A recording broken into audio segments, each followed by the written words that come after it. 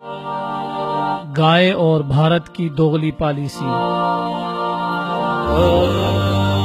Asian tiger کا خواب دیکھنے والا بھارت اپنی منافقانہ پالیسیوں کی وجہ سے دنیا بھر میں کوئی ثانی نہیں رکھتا۔ اپنے قول و فعل میں تضاد ہندو بنیے کا خاص وصف ہے۔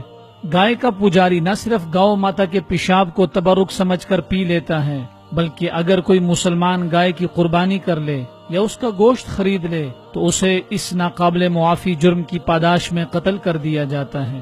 دوسری طرف گائے کے ساتھ عزت و احترام اور پیار و محبت کا جو رشتہ ہندو بنیے نے قائم کر رکھا ہے اور اس سے جو دولت سمیٹی جا رہی ہے وہ دنیا کی بند آنکھیں کھول دینے کے لیے کافی ہے۔ دنیا بھر میں گائے کے گوشت کے سب سے بڑے برآمد کنندہ ملک بھارت کی اہم بیف ایکسپورٹر کمپنیوں کے مالک ہندو ہیں۔ معروف بھارتی کمپنی انور ایکسپورٹس بیف تیار کر کے سعودی عرب سمیت کئی ممالک کو برآمد کرتی ہے۔ یہ کمپنی مکمل طور پر ایک ہندو خاندان کی ملکیت ہے، بلکہ الکبیر ایکسپورٹس اور عربین ایکسپورٹس کے مالکان بھی ہندو ہیں۔ انور ایکسپورٹس کے مالکان کی طرح انہوں نے بھی اپنی کمپنیوں کے یہ نام صرف عرب ممالک کے شہریوں کو دھوکہ دینے کے لیے رکھے ہوئے ہیں۔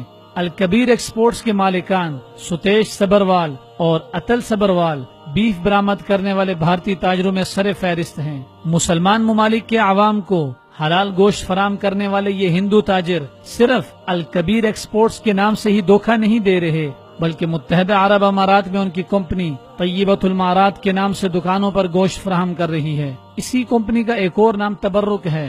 جاپانیوں کو بیف بیچتے وقت یہی کمپنی سامورائی بن جاتی ہے اور برطانیہ میں فالکن فوڈز کے نام سے کام کرتی ہے۔ ہندو تاجروں، ممبئی میونسپل کارپوریشن کی کاروباری حکمت عملی اور بھارتی سرکار کی پالیسیوں کی بدولت بھارت اس وقت بیف برآمد کرنے والا سب سے بڑا ملک بن چکا ہے۔ امریکی محکمہ زراعت کی جانب سے جاری کردہ اعداد و شمار کے مطابق گزشتہ برس بھارت نے 24 لاکھ ٹن یعنی 2 ارب 40 کروڑ کلو گرام بیف برآمد کیا۔ بیف کی برآمد میں برازیل دوسرے اور آسٹریلیا تیسرے نمبر پر رہا۔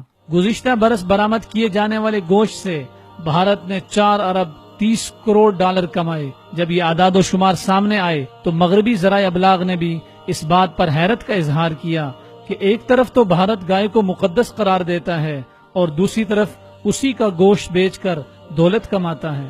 بھارت میں گاؤ کشی کے خلاف بنائے گئے نیشنل کمیشن کی ایک رپورٹ میں یہ بھی تسلیم کیا گیا ہے کہ انگریزوں کے دور میں بر صغیر میں سالانہ 1 کروڑ 10 لاکھ گائے ذبح کی جاتی تھی۔